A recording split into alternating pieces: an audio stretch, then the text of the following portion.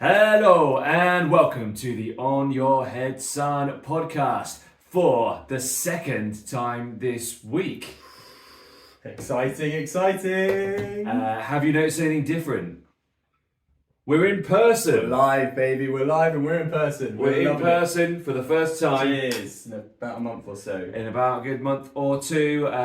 We thought, why not? Let's treat our loyal listeners and viewers to a special where we are in person. Exactly. And it's been a very, very, very good midweek set of fixtures so far. Whilst we're filming, there are still two games happening. But we'll go through the first eight. And let's start with an absolute cracker at Kenilworth Road, where Luton thought they'd stolen a point from Arsenal, but only for Declan Rice to score in the last minute. It was Luton 3, Arsenal 4. Good to be a gooder. Arteta, dear. what a man. Lego man looking absolutely serene there. Brilliant. Not even under any pressure there. They were always going to win that game. Declan Rice is signing of the season. And that's it. I just don't. I don't really want to talk about Arsenal. I'm finding Arsenal the least likeable football team, arguably I've ever seen. I don't enjoy the way that they're playing football. I really, really do not enjoy Arteta at all. I think he's really quite smug, and I also think he's just the most robotic man I've ever seen. I think he shows a lot of emotion, actually, I'd say. What he's doing, do you see him running down the pitch at the end? It was very natural and very good, actually, I'd say. No, Yeah. he's been programmed to do that by someone upstairs. You saw Jose Mourinho. Yeah, 100%. Very Euro But going back to your point, Declan Rice signing the season. yeah, Do you think so? he's up there. Him or James Maddison. Yeah. I'd say the two absolute standouts. He's carried Arsenal through a lot of games, and I think there's 2 late goals. I think it was a Fulham game. It was a late goal, and maybe this game, and obviously this game as well. Yeah. Yeah, he drives that team forward a lot for just coming in for 105 million. No one's talking about a price tag at all. Yeah. I think he could carry him to the title. I really do, and he'll be an absolute. People are saying it's a bargain. It's not a bargain. It's 105 million. That's a lot of money, but for what he's bringing to that club, it's brilliant. It's brilliant to see, and I love it for an Englishman as well to do it. It's not brilliant to see. Let's hope that he doesn't carry them to the title, because we want them to sort of fall by the wayside a little bit. Kai Havertz as well. Kai Havertz scored again, and he's looking good. He's looking good. Again, he looks completely robotic as well. Yeah, I agree with that. Yeah, it's like Arteta's just sort of made a robot who just sort of walks around the pitch. Even his celebration, he's just very like. Don't battle, robot. Don't battle, Anyway, so you can see, I'm really not a fan of Arsenal. What about Luton? But I do love Luton. Okay, I really do. A stat that I've seen, which I've sort of taken awareness of, is the fact that Luton are outperforming their expected goals quite a lot. It's not just this game. So in this game, they had an expected goals of, I'm not sure exactly, but it's about 0.5, 0.54. Yeah. They scored 3. Yeah, I know. They've done it in other games where they haven't had a kick in the game, but yet they've one chance they've gone forward, they've scored. Yeah. Do you have any answers as to why that might be? So the biggest answer I would say is that a lot of their goals have come from crosses. I'd say this year, and crosses necessarily don't lead themselves to goals a lot. Yeah. I'd say in the Premier League at the moment, obviously used to about 15, 20 years ago. Yeah. But now crossing really isn't part of the game. Like it's still part of the game, but not as much. More a controlled pass, as they'd say. But they're properly just sticking the ball in the box and then hoping to kind of get something on the end of it. And I think actually it's paid off for them quite a lot, and that's probably why they do have a low XG. Yeah. But that's probably at least one answer off the top of my head. But, probably headed chances aren't counted in XG as high as they may have used to have been. Yeah, maybe. Luton have some very, very tall, strong players in the air. That's part of it. I think, and we remember this from Nathan Jones' short stint at Southampton. He always said he was the number one manager in the world in Europe. Not in the world, in Europe for aggression. Look at all the stats saying the number one for aggression. Yes. And maybe it's got a lasting effect. Listen, let me finish. Maybe it's had a lasting effect on Luton because there's something about like their ability to turn nothing into a goal. Like that's something, and maybe that's to do with the aggression. I personally don't understand how you can see a stat for aggression. I don't really understand that stat, to be honest. Is that yellow cards? Is that...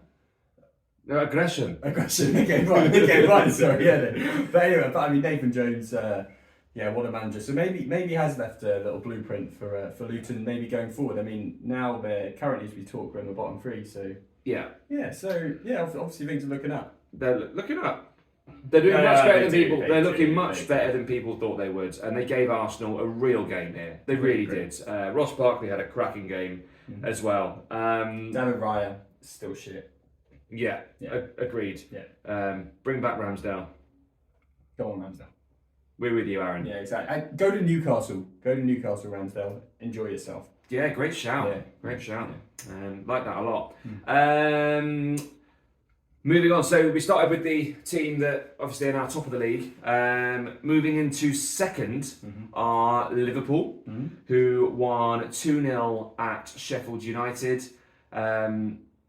where it was Chris Wilder's big return to Bramall Lane. 2021 again, we love it. We absolutely love it. I can't wait to see more overlapping centre backs. This is where fun begins. Absolutely. But you've written you think Sheffield United were the better team. I wouldn't say they were a better team. I said they were a better team than I think under Heckingbottom. That's not hard. It was a better. Yeah, exactly. It's definitely not. That's hard. like comparing mud to poo. Well, exactly. Well, yeah, I guess maybe. But, sorry for swearing. Yeah, sorry, girls. But no, we Sheffield United fan. Red and white. Red and white. No, this was the funny stat funny quote from Match of the Day last night.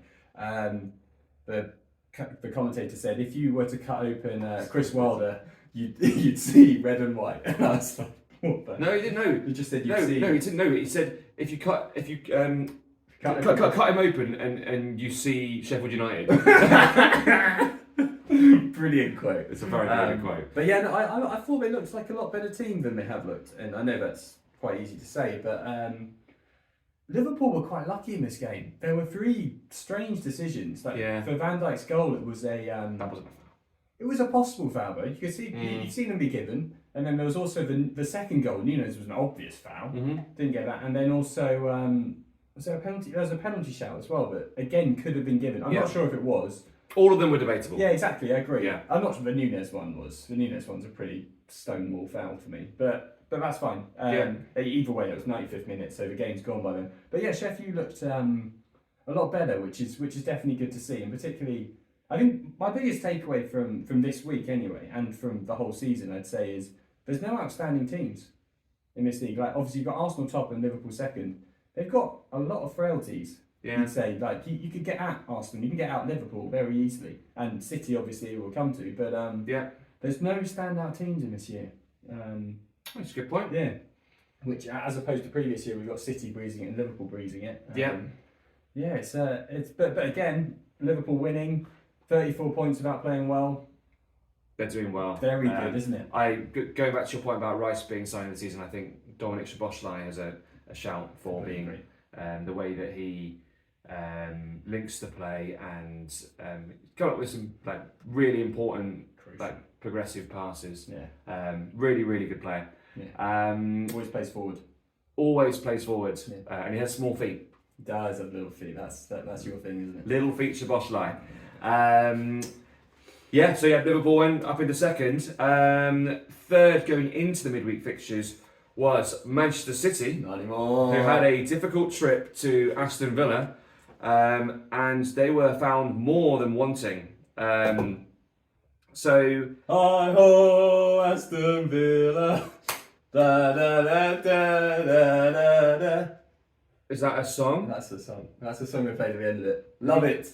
Have you just learnt that? Yeah, I have. Yes. Oh no. Aston Villa through and through. I love it.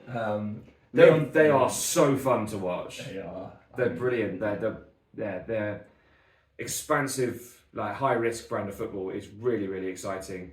And actually, you say high risk, but in this game they limited Man City to 2 shots on target the entire game. Lowest of Pep's career. Yeah. That, as a managing career, not sure about a player, but yeah, that's pretty impressive, isn't it? Mm-hmm. But considering this team won the treble last year and has been breezing teams apart, Yeah. even this year, and yeah, Villa looks unbelievable. I mean, the fact that you didn't rest the RB, obviously Bailey came in and replaced him, but then Unai is an absolute genius for the way he's got his team set up. I know he's playing kind of Kamara and Douglas Luiz, who I think are absolutely crucial to this team. And if you could tell when Kamara was suspended last week, Tielemans played and there was a hole there. Yeah. I think Luiz, if he was to get injured, that's a big hole there to fill. He controlled this game. Yeah. But having Bailey on the right, McGinn on the left, it's either Bailey or Diaby. I don't think there's too much of a fall off between either two. But he won't play both of them at the same time. It doesn't matter who they're playing against, because he wants someone to control, like almost to have those two up front, despite Bailey playing on the right or Diaby playing on the right. It's just brilliant to watch, and it's exciting football. It's forward-thinking football. It's not possession for the sake of possession. It's not a controlled back line the whole way through. It's brilliant. And Luca Dean looks completely reinvented this year. Moreno was playing last year, and Moreno's not getting a kick. He's now fit again. Yeah, but Luca Dean looks amazing. You can't get rid of him. No, I don't think at the moment. He's completely controlled. Playing right wing. Bernardo Silva's like the best player in the league, arguably, bar the obvious missing one in this game, who I'm sure we'll get to. But completely controlled him. Yeah. Brilliant game. And Aston Villa a third. Interestingly, so they had like 22 shots. They had a high XG. The goal itself, the complete luck. But they more than made up for it with the rest of the game, and they more than deserved the win. But no, I completely agree on Villa. And in fact, we have a question from Andy, who unfortunately can't make it today. He lives in Swansea, and it's a long way away. So Andy, tell us, what do you want to know? And as a little bonus, my question is, are Villa now in a title race? I know Matt will think so. I don't think so. I don't think they're going to get Champions League. I don't see them. But Pep says they're title contenders. Matt obviously says they're title contenders. Okay, so Andy thinks, Matt, that you're in love with Villa. Obviously, you've shown that. I've never seen you look at anyone like you've looked at Aston Villa. Do you think they are genuine title contenders? One game at a time. That's what I'm going to say. Do you think they're genuine title contenders? I'm repeating my question. Yes. No. But Leicester won the league. Leicester City did win the league, everyone, in 2016. So, are Aston Villa a better team than Leicester City were then? Yes. So therefore, yes, they are. Anything can happen. I would say it's a wide open league this year. It's a wide open league. I would say they probably still don't quite have the strength in depth with their European commitments as well, and I think that will hold them back against the likes of Liverpool, Arsenal, and Man City. Agreed. I believe. But Champions League is definitely on the cards if they continue playing the way they are. I think also against big teams, they are going to look better. Yeah. I think this game on Saturday afternoon, Arsenal Villa at Villa Park, is going to be unbelievable. Villa have now won 14 games in a row at Villa Park, which is just unbelievable. It's their record since like 1930 or something like that. So yeah, brilliant time to be a Villa fan. I can't say I'm a Villa fan, but I want to be. So I'm gonna get my membership soon. Well, our dad's actually got a membership. He does. But that's a different matter altogether. Yeah. But just quickly moving on to City.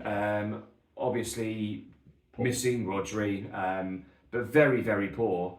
That's 4 games in the Premier League without a win now. Is this a crisis? Do Man City fans, if there are any, need to worry?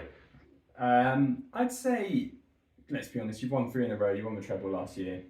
I wouldn't worry about it, to be honest. I think also they are typically quite slow starters. I think looking back over the last 3-4 years, and always seem to end up there or thereabouts. I say there or thereabouts at the top.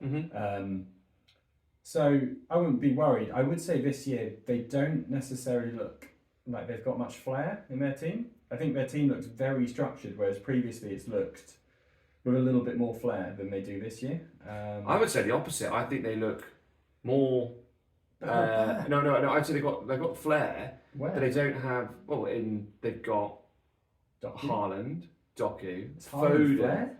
Haaland's a machine. He can take some great little touches as well. Alvarez, Grealish. I mean, he's a bit more structured this year. I think they have that. I think they're missing some of the structure, and I think. I think the balance is Like right. the balance just does seem to be off, and they're just so dependent on Rodri. Yes. It's bizarre, and like they can't be that dependent on one player. I can't see much flair. I'm not gonna lie to Yeah. you. You look at their midfield. Their midfield was Rico Lewis and Stones, and then Akanji coming in. And Yeah. then in front of them you had Foden, very, very much flair player. Yeah. And I can't remember who else was playing. Alvarez maybe, but Alvarez I don't see as a flair kind of No, player. maybe He's not, more of no. a pacey kind of Yeah. director, the same as Doku. I don't know. It's just their model seems to have changed. He's always trying to. It's almost like Pep gets bored. gets bored and he wants to try something new, doesn't he? Exactly. Yeah. Like he's always like, well, I've done it that way. I've won it easily that way, Yeah. so I want to try again and try and do it a new way. Last year he did it with the 4 centre backs. Yeah. This year, I think, and he even said it in the interview at the end of this game. He's still trying to work out that extra piece I or agree, yeah. like what's next. So What's your favourite City team over the past 6 years, 7 years? How long he's been there? I know mine straight away. I don't know off the top of my head. No. No. I'd go probably like 17, 18 one. And the one that lost to Tottenham in the Champions League, where you had Sterling on the right, Sane on the left, Aguero up top, or Jesus. When you had De Bruyne, David Silva, and Fernandinho would have been at the time. And then I can't remember who was really at the back. You would have had Walker. Left back probably was Delph, and centre backs would have been Company and Laporte. No, I've decided. I think last year I loved the 4 Did you? centre back model. I really liked it. It was different. That was cool. And obviously Haaland just machining his way through the league was great to watch. Yeah. Still Mahrez Gundogan. I loved Ilkay Gundogan. Yeah, He's I a guess. Yeah. Great Yeah. player. Anyway, we're talking Sorry, too yeah. much. Talking too much on Nostalgia. Man City. Man City are on 30 points. Only 3 points behind them are Manchester United, who are having, according to the media, according to anyone that watches them, and I don't necessarily disagree with them, the worst season ever. They watch them, they don't look very good, but they're 3 points behind Manchester City, which means 3 points off the Champions League places. They've just beaten Chelsea 2-1. What's going on? Scotty McSauce is going on. That's what's going on. Scotty McTomahawk. Scotty, all that. Yeah. Whatever you want to call him. But I mean, yeah, they're the most unpredictable team, I think, to watch in the Premier League. Bar Chelsea, actually. Both teams. Yeah. Yes, it's a strange one. So I'm on the fence, particularly like a lot about Ten Hag. I think he's had a lot to deal with in his time at Man U, and I think a lot of it he's come out very blunt. But I think it almost shows like his strength in a kind of way. Yeah. And I think it's shown his weakness. But I actually don't mind. I quite like Ten Hag. I think he should definitely stay for another. We should stay to the end of the for a while. season, at least. I mean, the fact that they are the issue is the performances. The performances are dreadful. Yeah. And this one was good, actually, to be fair. And afterwards, I think they came out and said, this is how we should be playing, this is how we want to be playing. Yeah. And you could tell, actually, Rashford not in the team, Martial not in the team. Rasmus Højlund looks like a brilliant player. I don't care what anyone says about it. I know he hasn't scored in the Premier League yet. I think he's such a threat going forward. I know we spoke about him in the goals, but I think that McTominay has reinvented as this like box crashing cam, which I think he kind of discovered playing for Scotland rather than Man United. Looks amazing. He had so many chances yesterday. He could have scored 4 or 5, like feasibly. He missed the sitter. He's always in the right position at the right time. No, I agree. I completely agree. Man United had an XG of more than 4. Which is crazy. I know. It's good to see. I kind of wanted Man U to rot at the start of the season, but now that they're doing all right. I like them. I can't believe I prefer Man United to Arsenal. I completely agree. But I really do. I wouldn't say I prefer them to Arsenal, but I do like this Man U team. I really like Harry Maguire again. I'm such a Harry Maguire fan. I'm so sold. He is funny. He's a also he won November Player of the Month, didn't he? What, Man United or Man United or was it the Prem? I can't remember. Yeah. But he's come straight back into form, hasn't he? Yeah. He's looking good. And even this game, like, yes, he's going to make a couple of mistakes. He's not the quickest guy. He's got Jackson playing next to him. But I mean, Jackson can't finish for shit, but that's going on to Chelsea. But no, it was actually a good game. I only watched the highlights, I have to say, because we've been working and stuff. But do you know what you sounded like then? Who you sounded like? You sounded like Andy Townsend. Andy Townsend. Who's my favourite quote. He says it. If you watch Andy Townsend commentating, I'm calling you out, Andy Townsend. All you say is, he's not the quickest, but he makes up with it with his excellent anticipation. Andy Townsend. Come on. He's not the quickest, but he's good in the air. Hit me up. He's not the quickest, but hit me up. Say something else. Hit me up. Say something else, Andy Townsend. Come on. We'll have a couple of Coronas. Absolutely. And Chelsea lost again. You said we have no idea about the team. I'm completely in agreement. I don't know what to expect whenever I watch Chelsea play. I agree. But I mean, Mudryk again, he actually looked alright for a little bit in this game and then went missing. Yeah.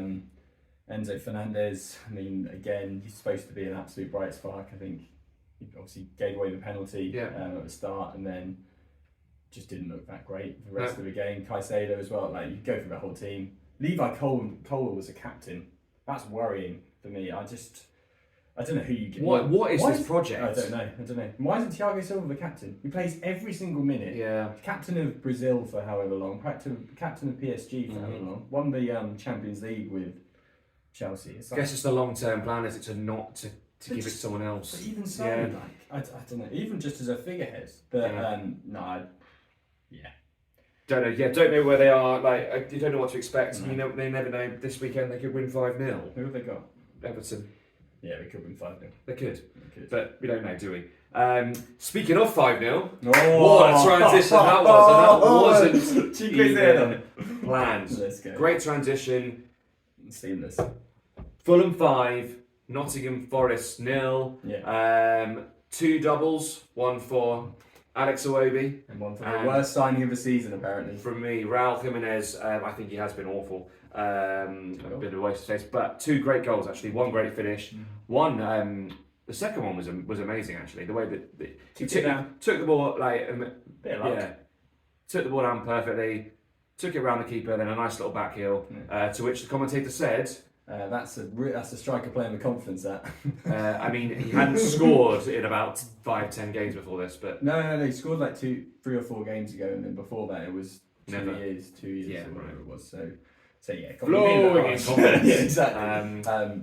We actually predicted after his first goal, I think it was me and Andy said he was going to race to 4 goals for the season. He's already on 3. He's already on 3, so he might be near his sell-by date. But hopefully not. Hopefully not. Hopefully he's getting up to 6. I think he passed his use-by date about 3 years ago when he played for Wolves. Head injury, it's quite a sad story really, because he was really good. But Fulham, putting Fulham on the downer here, they were good. Fulham look really good. They're really expansive. Yeah, they played brilliantly against Liverpool at the weekends, were unlucky to lose. They seem to be playing quite well, pairing, and I think one of the main people behind that is Alex Iwobi. Completely agree. Obi-Wan. Obi-Wan Iwobi. What a man. Obviously had a difficult time at Everton, and I think he's come out and he's now actually playing in his natural position of on the wing as opposed to centre mid where he was always suspect.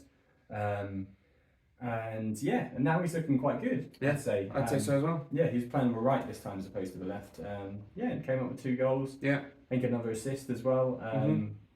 Fulham look. I mean, again, only watch the highlights, but I mean, another brilliant performance. And from what you hear from Marco Silva, there's nothing not to like. I think Marco Silva's a brilliant coach. For me.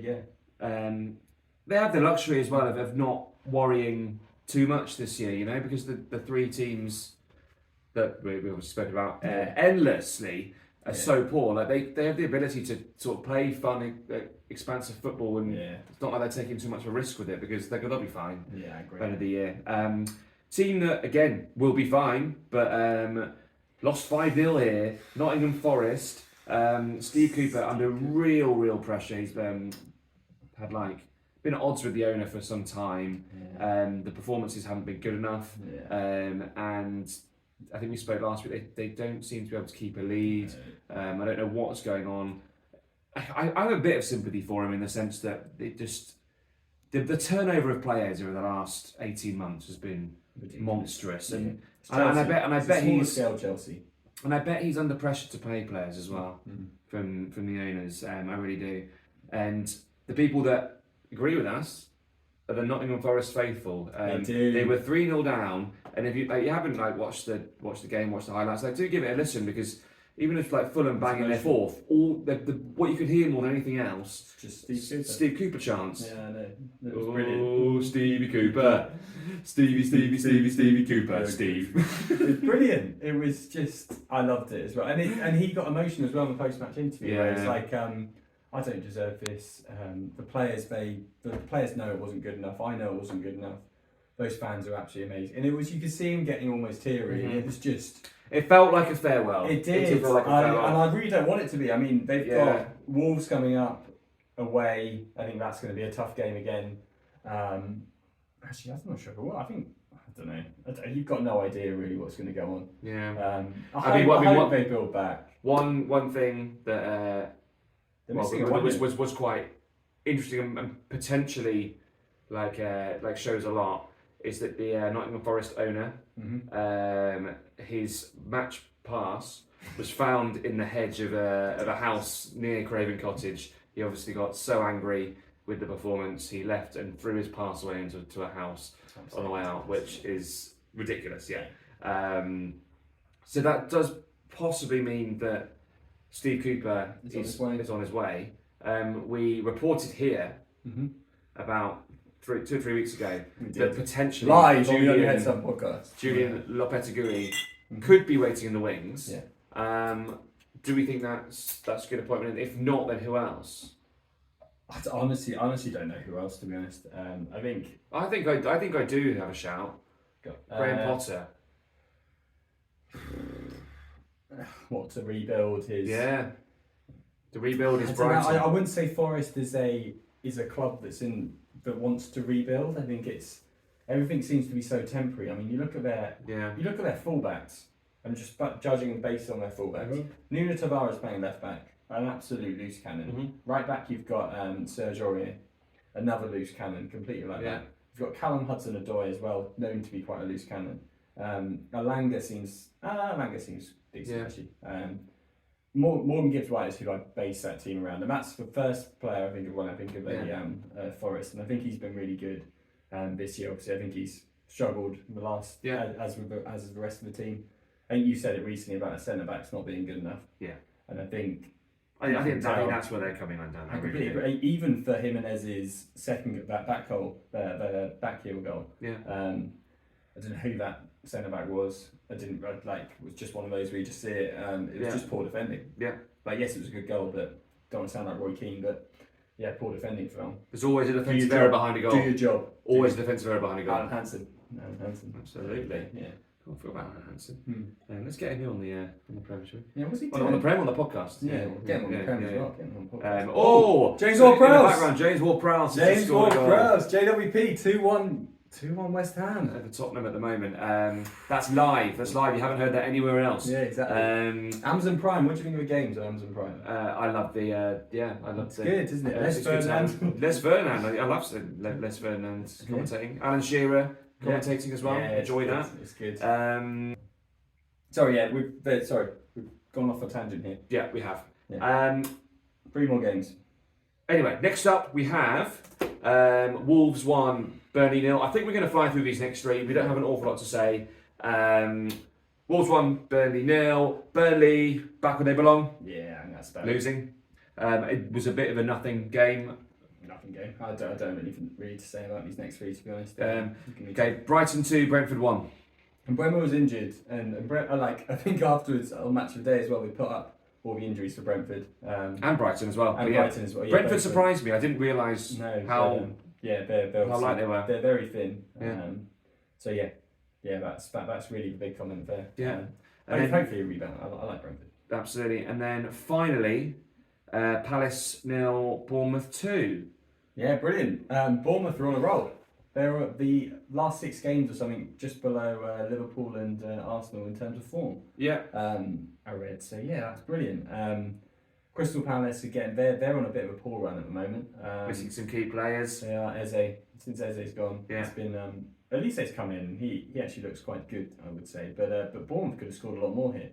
I mean, again, it's Semenyo and Solanke. That whole team is based, and Christie. Ryan Christie. A lot of that. Who to be honest, I haven't watched a lot of. But again, look good there. So. Great, and then one more result to post was just finished, which was Everton 3, Newcastle 0, which could come as a surprise, but then again, maybe not given Newcastle's injury list, especially now Nick Pope's out until April. Who's actually starting golf then? Is it Dubravka? Martin Dubravka. What does that mean for Newcastle, do you think? They're going to struggle in the next few games. I think you look at their team looks light as well. They've surely got a sign. There's a lot of injuries this year. It's probably to do with the extended. Yeah, almost definitely. And I think this Christmas period's not going to help, is it? And when you've got Euros at the end of this, it's going to be a long old season for some of these players. So maybe actually getting injured now isn't a bad thing for the Euros and stuff. But yeah, no, Newcastle look light at the moment, particularly in midfield, I'd say. Yeah. And centre back actually. But yeah, it's a difficult one to really judge. You can't really judge Newcastle on this. I'd say Everton obviously out of the relegation free already. Yeah. Despite a 10-point deduction. Again, just a piss easy league. Absolutely. How much would you give Southampton to be this year rather than last year? We'd have stayed up easily in our sleep, and we could have played games whilst doing it. And speaking of games, wow, that transition was so good, so good. Let's talk about the game that we want to play. What game do you want to play? I know I want to play. I want to play. I love it. Let's go. It's the predictions game. Yes, it is. I'm going to read through the games over the weekend. We have Crystal Palace versus Liverpool, 12:30, again for Jurgen Klopp. 3 p.m, Wolves versus Forest. Will Steve Cooper be there still? No one knows. Brighton versus Burnley, easy 3 points for Brighton. Sheffield United versus Brentford. Sheffield United could actually win that game. I don't. They could do. No spoilers. No spoilers. Man United versus Bournemouth. Who knows? 5:30 evening kickoff. Aston Villa versus Arsenal. Even if you're on a pub crawl doing a 12 pubs of Christmas event this week, you should probably watch that game because that game will be the best game of the weekend, I think. 2 p.m. on Sunday we have Luton versus Man City, Fulham versus West Ham, and Everton versus Chelsea. And the 4:30 kickoff, another good game. Although Newcastle, a lot of injuries. And even for Tottenham, Tottenham versus Newcastle.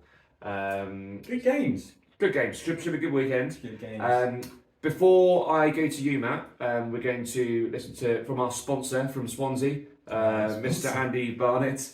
Andy, can you give us a little roundup on what you think on the week or the midweek fixtures, and then can you please give us your prediction? Hello, it's Andy Barnett from the On Your Red Sun podcast. Hello. Bosh, I'm not there tonight because it's in person. You lucky fans, you know, what a visual display.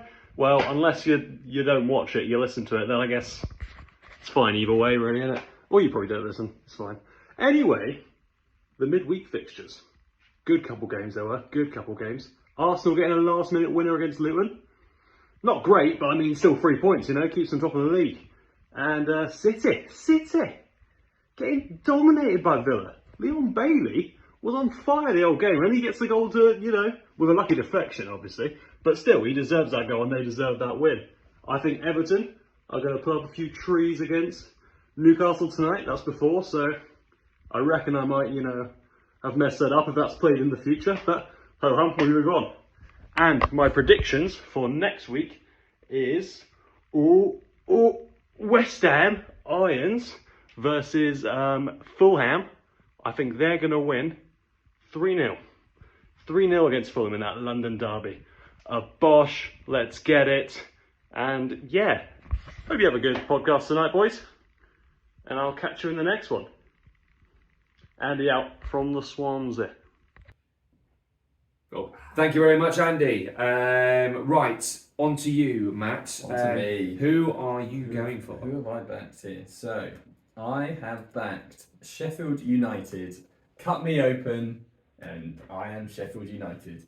Mm-hmm. Chris Wilder, 2-1 on his return to Bramall Lane. Oh, he's already played at Bramall Lane, but yeah, against a half-decent team as opposed to a very good team. Against Brentford, Sheffield United 2-1. Yeah. That's where I'm going. Brilliant. So for me, because with this game we cannot pick the same team twice. I'm running low, and most of the teams I have left have quite difficult fixtures remaining, or fixtures this weekend even. So I've gone for Everton at home against Chelsea, and I think they'll win 2-1. And I think they will. I genuinely do think they will. Mm-hmm. And my goal scorers for that is going to be Dwight McNeil and Beto. Beto just scored. He has just scored. Yeah, he's going to do the same. He's going to go off the bench, and it's going to be a Cole Palmer penalty. Classic. Yeah. Well, actually, I mean, Everton would be above Chelsea right now if not for that 10-point deduction. Absolutely. So it's not a silly call, that. Absolutely not. Yeah. Cool. Right. Any closing remarks on midweek football, festive season, or Merry Christmas? That's mine. And West Ham are still winning 2-1, and it's the 81st minute. That's mine. Perfect. Yeah, well, Merry Christmas, obviously. Happy Advent. Happy Advent and all that. I hope that the elves on your shelves are being very naughty and all that. Do we hope that? No, we don't. Let's get rid of Should we just end the podcast? Yeah, that's right. Yeah, let's do it, okay. Let's just remember, yeah, it's on your head, son. Not off your head. Son. Yay! Yay!